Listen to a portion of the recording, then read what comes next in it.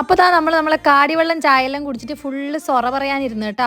സത്യത്തിൽ നമ്മൾ 2 റൂം എടുത്തിട്ടുണ്ടായിരുന്നു. പക്ഷെ നമ്മൾ ആ റൂമിലേക്ക് പോയിട്ടേ ഉണ്ടായിട്ടില്ല. ഈ റൂമിൽ തന്നെയാണ് ഫുള്ള് വർത്താനം പറയലും സൊറ പറയലൊക്കെയാണ്. ഞാൻ പറഞ്ഞിട്ടില്ലേ നമ്മൾ 4 പേരെ ഇവിടെ എത്തിയിട്ടില്ലും ബാക്കി 2 പേരും കൂടെ വരാനുണ്ടെന്ന്. ഏകദേശം ഉണ്ടല്ലോ ഒരു 7:30 ആകുമ്പോഴേക്ക് അവർ വന്നിന് കേട്ടോ. പിന്നെ നമ്മൾ ചിക്കനൊക്കെ ചുടാൻ വേണ്ടിയിട്ട് നിന്ന്. ഇവിടെ നൈറ്റ് ഫുഡ് ഉണ്ട്, പക്ഷെ എന്നാലും നമ്മൾ ചിക്കൻ കൊണ്ടുപോകും. നമുക്ക് ചിക്കൻ കൊണ്ടുപോയാലേ ഒരു സുഖം കിട്ടൂലൂ. അങ്ങനെ പിന്നെ ഡാൻസും പാട്ടൊക്കെ ആയിട്ട് എൻ്റെ റിയക്ക് പിന്നെ എന്താ ഇളകിയ പോലെയാണ് DJ എല്ലാം വെച്ചാൽ. പരിസരം മറന്നിട്ട് പിന്നെ ഫുള്ള് ഡാൻസ് കളിയാണ് കേട്ടോ. നമ്മള് ചിക്കന്റെ കൂട്ടത്തിൽ ഇവിടെ പൊറോട്ടയും അതുപോലെ ഫ്രൈഡ് റൈസും നൂഡിൽസും അങ്ങനത്തെ ഐറ്റംസ് എല്ലാം ഉണ്ടായിന്. ഫുഡെല്ലാം നല്ല ഹെവി ആയിട്ട് അടിച്ചുകൊണ്ട് തന്നെ കുറെ നേരം പുറത്തിരുന്ന് വർത്താനം പറഞ്ഞു. പിന്നെ നമ്മളെ കൂട്ടത്തിൽ ഒരാളെ ബർത്ത്ഡേ ആണ് കേട്ടോ ഇന്ന്.